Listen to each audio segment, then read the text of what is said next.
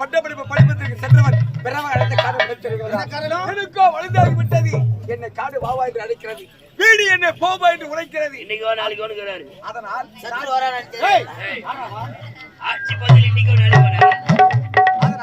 நாட்டின் பொறுப்பை என்னால் ஆட்சி செய்ய முடியவில்லை. அதனால் இன்று முதல் வீரவனை கருத்தில் கொடுத்து மணிமுடி சூட்டி கண் குளிர காண வேண்டும். உனக்கு மணிமுடி சுற்றி விடாமா? உங்களுடைய விருப்பம் ஆனால் ஒன்று எனக்கும் மணிமுடி நீ கேட்க வார்த்தை விந்தில விதிகளை இருக்கிறது. இதோ இருக்கின்ற உன்னுடைய தாய்மாமன், உன்னுடைய தாய்மாமன் கரத்தினால் உனக்கு மணிமுடி சுற்றி விடா. பா மணிமுடி சுற்றி விடா.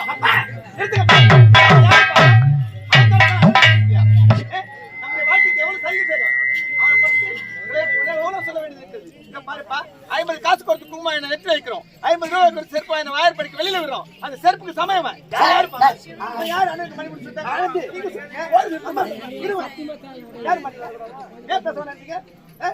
அவன் யார்? அவன் நம்ம போடுற ஊதியத்துல வயிறுக்கு அவன் நாய். அவன் கரத்தால மணி முடியா ஆயா யாரு?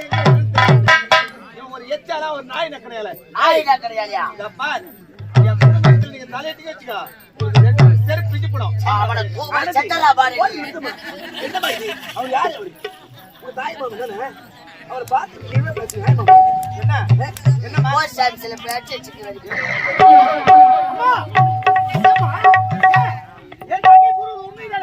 அவன் யாரு?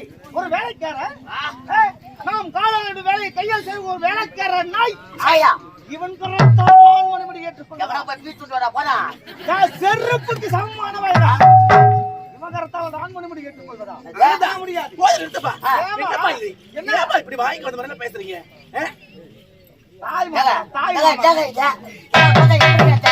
எப்படி பேசலாம்? இவன் ஒரு அதிகமா பேசுறீங்க.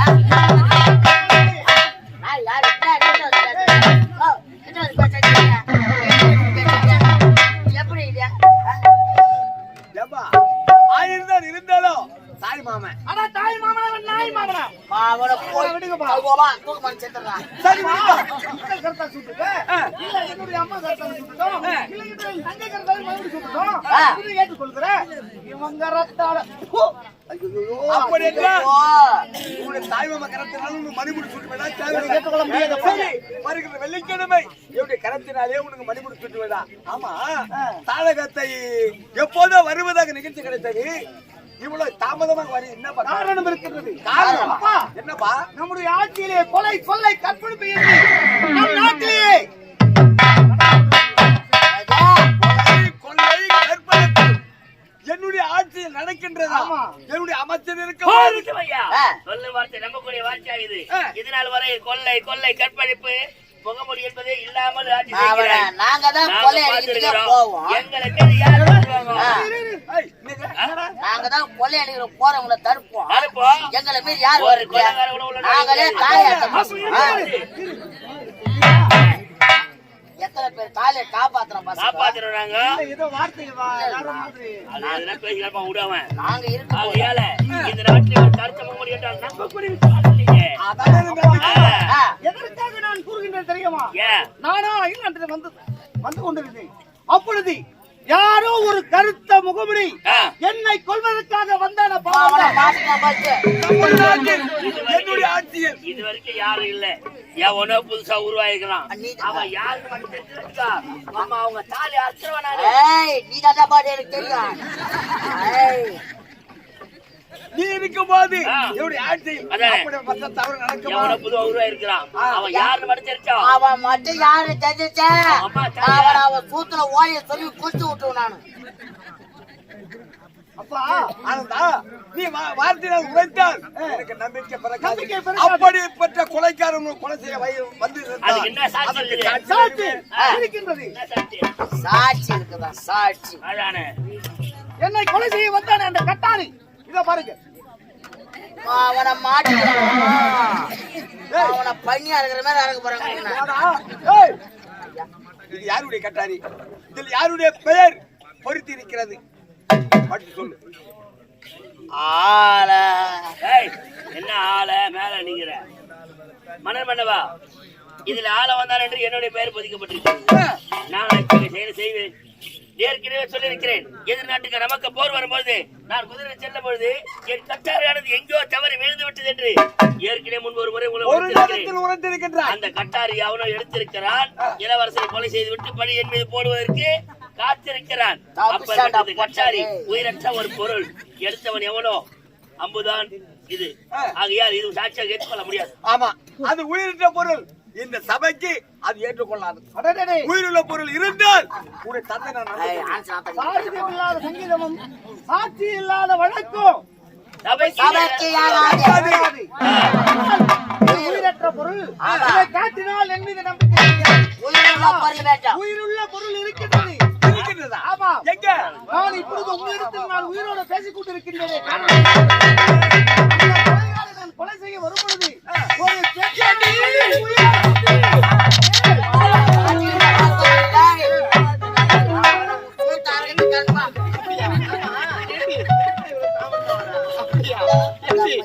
இன்னைக்கு அரண்மனையே இவ்வளவு கோலாகலமா இருக்கு.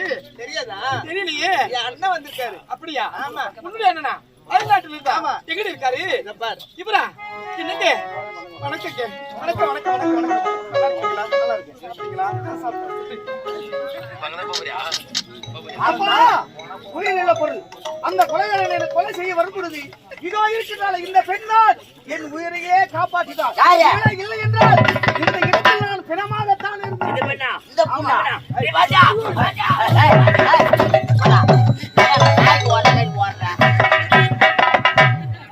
அப்படி என்றால் உன்னை கொலை செய்ய வரும்போது காப்பாற்றியது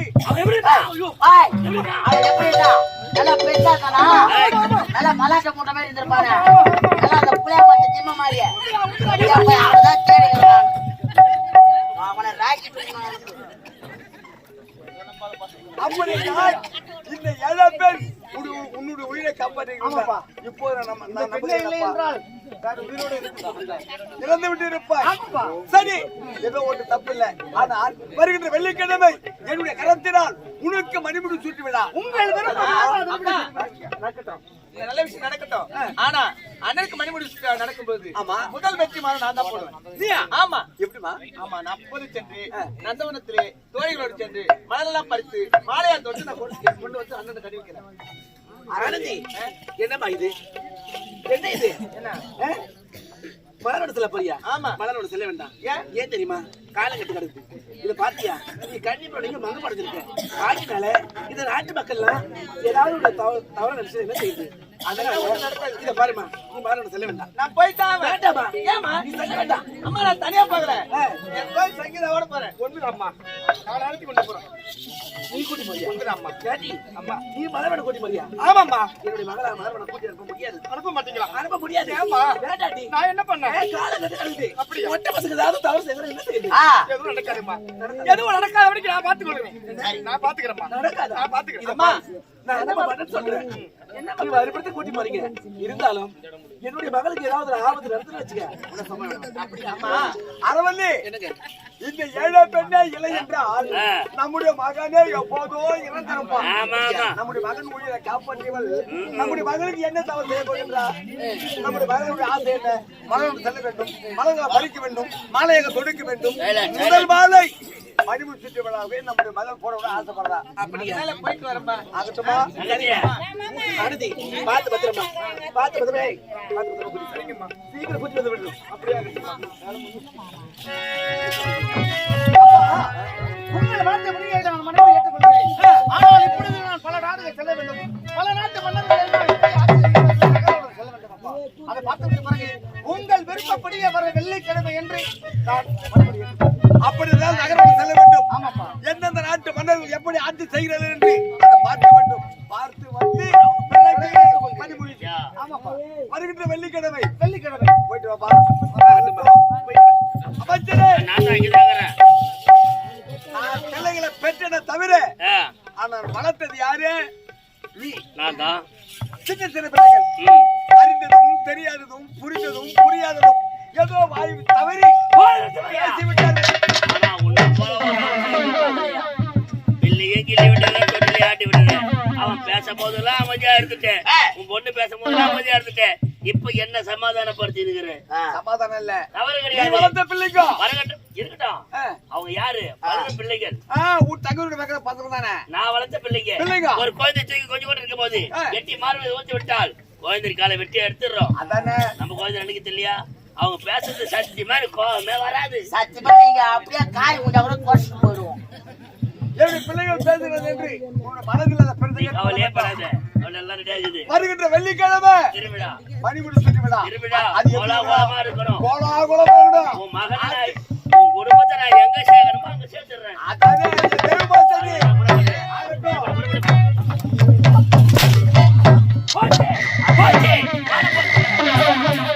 நான் ஏற்றேன். ஊர் போறதுன்றது நீ சொல்றது கிடையாது. வாங்க சூத்து இங்க. ஏய் ஐயா தங்கச்சி அண்ணா பேசியது கேட்டாயா? நான் எச்சிலையா? இவன் நாய் நக்கினையா? கால் செருப்புக்கு சமான்றா? இதெல்லாம் கேட்ட உயிரோடுமா? அவனை பண்ணிமே சேர்த்துருவேன். மானம் போன பிறகு மனிதன் வாழ்வானால், மானம் போன பிறகு மனிதன் வாழ்வானால் அவன் இறந்த பிணத்திற்கு சமம்னு சொல்லுவாங்க. ஆனால் நான் அமைதியாக இருந்ததுக்கு காரணம் என்ன தெரியுமா? உன்னை திருமணம் செய்து கொடுத்து விட்டோமே என்ற ஒரே ஒரு காரணத்துக்காக. அப்படியா? அது மட்டும் கிடையாது. என்னுடைய ஆசை என்ன? அவன் 60 வயசு கிழமை, ஆமா 20 வயசு பொண்ணா இருக்கிற உன்னை ஏன் திருமணம் செஞ்சு வச்சேன்? எதற்காக? உனக்கு ஒரு குழந்தை பிறக்கணும். ஆமா உன் குழந்தை தான் இந்த நாட்டை ஆளணும். ஆள வேண்டும். விஜயவரி சாம்ராஜ்யத்திற்கு உண்மைதான். என் தந்தை மகன் தான் மன்னனாக இருக்க வேண்டும் என்று நான் மனக்கொண்டு கண்டிருக்கிறேன். ஆனா அவன் சர்க்காத்தார் பெற்றெடுத்த பிள்ளை அயல்நாடு போனவன் தாயக திரும்பி வச்சான். இனி அவன் நிம்மதியா வாழக்கூடாது. வாழக்கூடாது. அவனை வளர்த்த விடலாமா?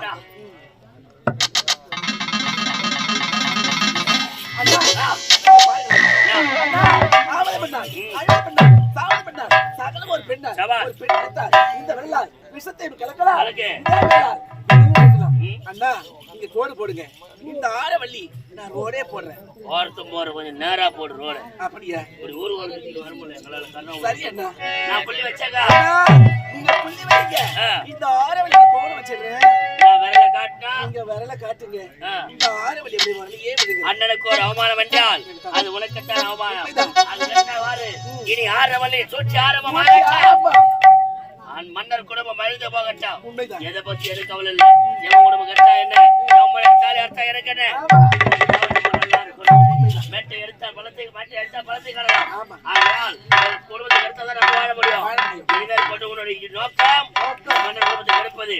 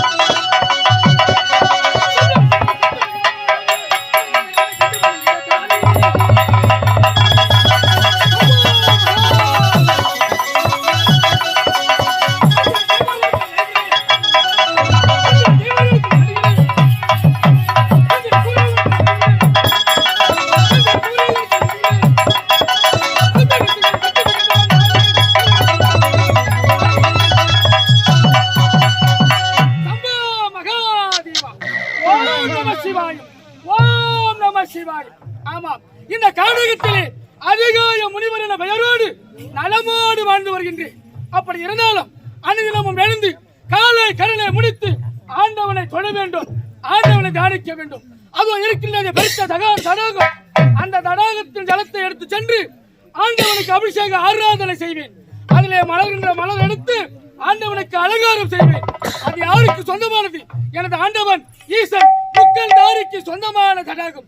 அந்த தடாகத்தில் யார் இறங்கி அசுத்தம் செய்தாலும் என்னுடைய கோபத்திற்கும் சாபத்திற்கும் ஆளாக்கப்படுவார் என்று அறிவிப்பு பலகை வைத்திருக்கின்றேன். ஆண்டவனை தொழ வேண்டும், பிறகு சென்று ஆண்டவனுக்கு அபிஷேக ஆராதனை செய்ய வேண்டும். சம்போ ஈசா ஜெகதீசா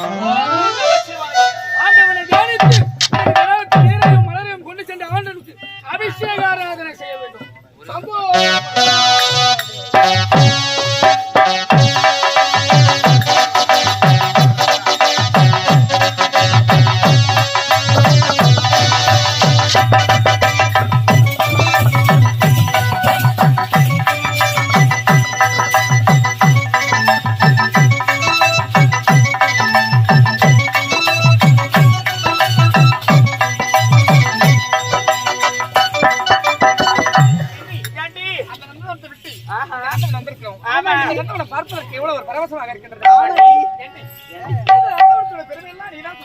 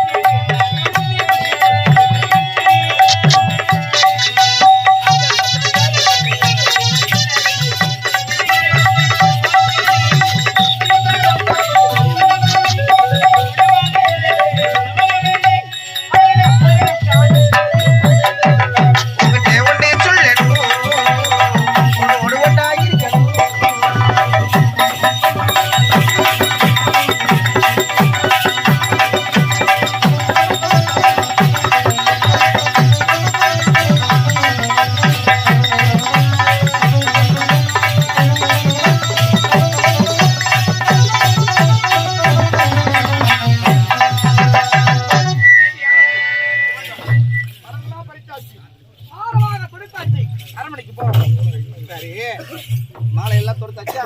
ஆமா. மலர் பறிச்சாச்சா? சரி, உடல் எல்லாம் அயற்சியா இருக்கு. ஆமாண்டி. இது இந்த குளத்திலே இறங்கி நீராடி விட்டு பிறகு போகலாம். இந்த குளத்திலே. ஆமா. ஆண்டி, இதுல எவ்வளவு அசுத்தமா இருக்கு பார்த்தாயா? என்ன ஆண்டி, இது ரொம்ப அழுக்கா இருக்குது நீ பொண்ணு. ஏய், ஆமாண்டி, எங்க பாரு பாத்து பிடிச்சு போயிருக்கு. அதுல காலை வச்சா சறுக்கி விட்டு கீழே விழுந்துருவோம். ஏய், தண்ணிலாம் அப்படிதான் இருக்கும். இறங்கி நீராடினா தான் தெரியும். வா. கேட்டியா? ஏண்டி ஆனந்தி, வேணாண்டி வேணா. அங்க பார்த்தாயா எவ்வளவு பேர் நண்டுலாம் மேய்து பாரு. கடிச்சிருண்டி. நண்டு மேய்ஞ்சா உங்களுக்கு நடியா? கடிச்சிருமா. நீங்க பாரு எவ்வளவு பெரிய மீன் இருக்குது. அதெல்லாம் கால் அப்படி கப்புடு கடிச்சிருண்டி பொண்ணு. வேணாண்டி. பார், இதுதான் தனியா வந்திருக்கோம். இந்த மாதிரி ஒரு நேரம் கிடைக்காது. ஐவரும் ஜாலியா குடிச்சிட்டு போய். ஆனந்தி, அங்க பாத்தியா அறிவிப்பு பலகை எழுதி வச்சிருக்காங்க. இந்த குளத்துல யாரும் இறங்க கூடாதுன்னு எழுதி இருக்காங்க. தெரியுதா தெரியலையா அவருக்கு? அதனால அந்த குளத்துல குளிக்க என் தந்தை நாட்டுக்கு மன்னரு அவருக்கு போது எதுவுமே நடக்காது. வாடை அப்படியா? ஆமா, முடியாது. ஏய், உனக்காக உன்னுடைய தந்தை அரண்மனையில 1000 நீச்சல் குளம் கட்டி கொடுத்திருக்காரு. போயும் போய் இந்த பாச அடிச்ச குளத்துல வேளாண்டி எனக்கு வேற நீச்சல் தெரியாது. வேளாண்டி ஆமாண்டி ஆனந்தி. ஏண்டி சொல்வது கேளுடி. நாங்க சொல்றது முதல்ல கேளுடி. ஏய், வாங்க. இதுல குளிக்க கூடாது நீ. வேணாண்டி. அரண்மனைக்கு வரியா? ஏய், நான் குளிக்காம வர மாட்டேன். அப்படியா? வாங்க. நான் வர முடியாது. விருப்பம் இருந்தா வா. விருப்பம் இல்லனா போய் நீ குளிச்சிட்டு வா போ. இவனுக்கு பிடிவாதம் ரொம்ப அதிகம்டி. ஆமாண்டி. இருந்தாலும் ரொம்ப மோசமான பிரச்சனை. ஆமா ஆமா. இவனுக்கு தெரியவே கூடாது நீ. வாடி போகலாம். இது நந்தவனத்துல மலர் பறித்தோம். தனியா நீச்சல் அடிக்க ஒரு குளம் இருக்கு. அதுல குளித்து விட்டு போனா என்ன? நான் அடிக்கிறேன், யாருமே வரமாட்டேன்னு சொல்றாங்க. சரி, நானே தனியா போறேன். நானே தனியா குளிக்கிறேன். என்ன நடக்குது நான் பாக்குறேன். கண்ணம் கண்ணாடி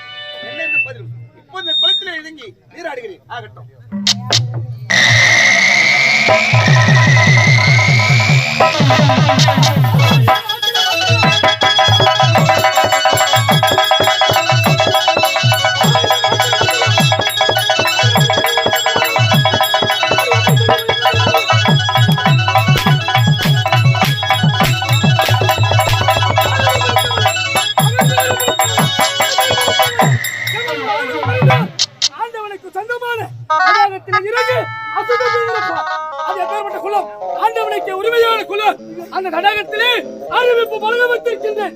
என்னவென்று யார் இறை அழுத்தம் செய்தாலும் என்னுடைய கோபத்திற்கும் சாபத்திற்கும் ஆளாக்கப்படுவார். அப்படி என்ற அறிவிப்பு வழங்கப்பட்டிருக்கின்றேன். இரு கண்கள் இருந்தும் அதை உற்று நோக்கி கவனிக்காமல் இப்பேற்பட்ட ஆணவ செயலை செய்தாயே உன் 2 கண் பார்வை அழிந்து போகட்டும்.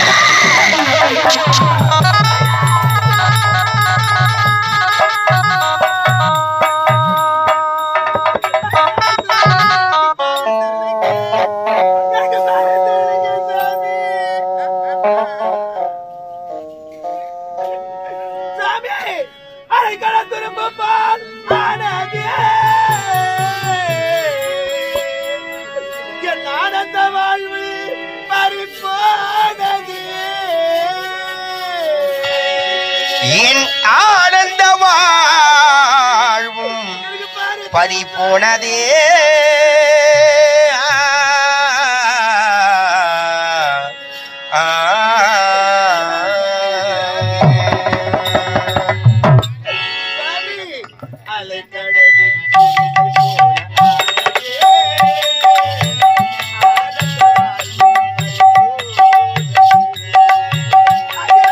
அலைகடலில் துரும்பை போல ஆனதே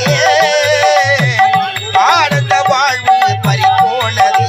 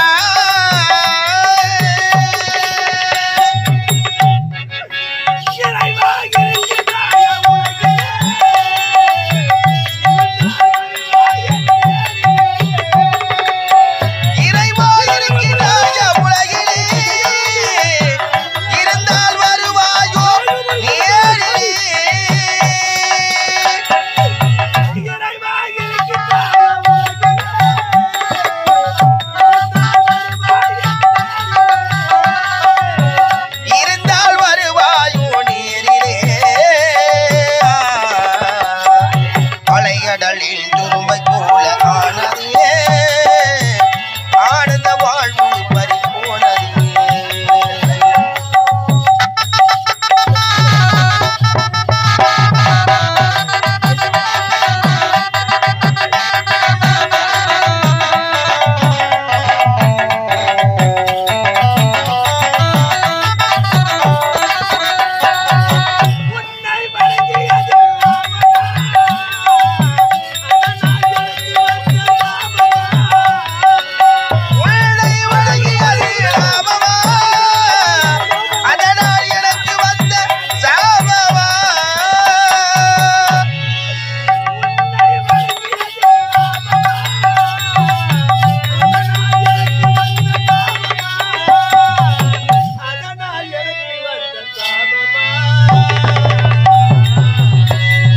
அலைகடலின் துரும்பை போல ஆனதே ஆனந்த வாழ்வு பறிப்போனதே போனதே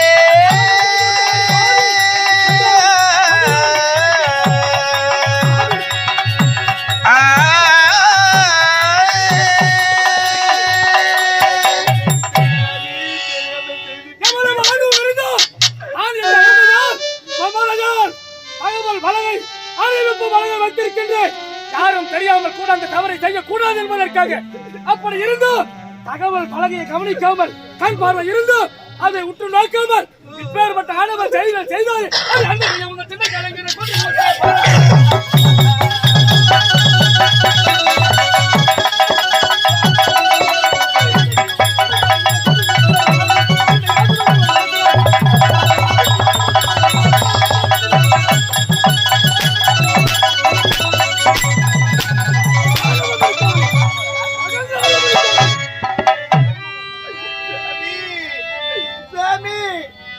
தெய்வத்தின் மார்பில் சூடிய மாலை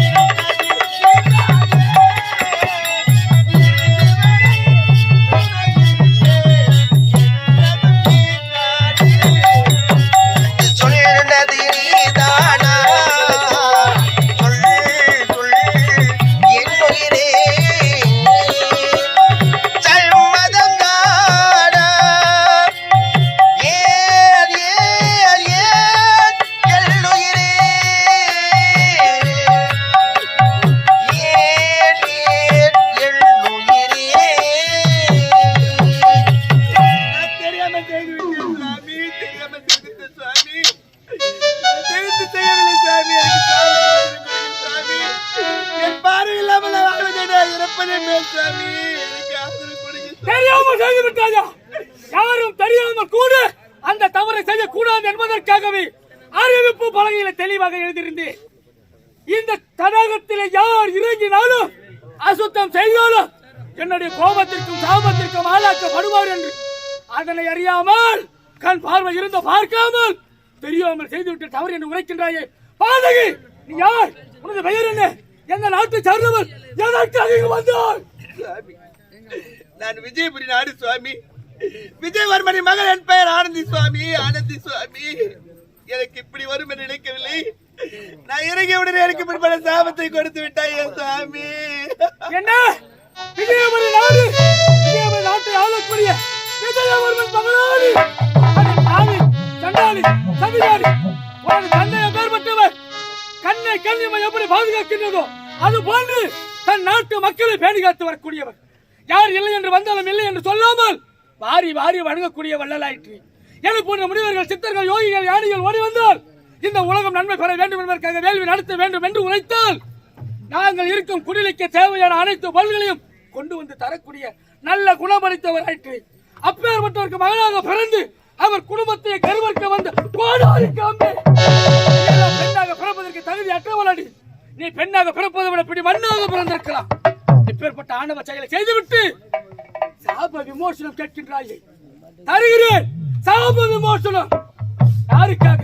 நீ செய்த ஆணவ செயலுக்காக அல்ல, உனது தந்தையின் நல்ல பண்புகளுக்காகவும் அவருடைய நற்குணங்களுக்காகவும் ஈகை மனம் கொண்டதற்காகவும் செவி கொடுத்து நன்றாக உற்று 12 ஆண்டுக்கு ஒருமுறை வளரக்கூடியது பாரிஜாத மலர்.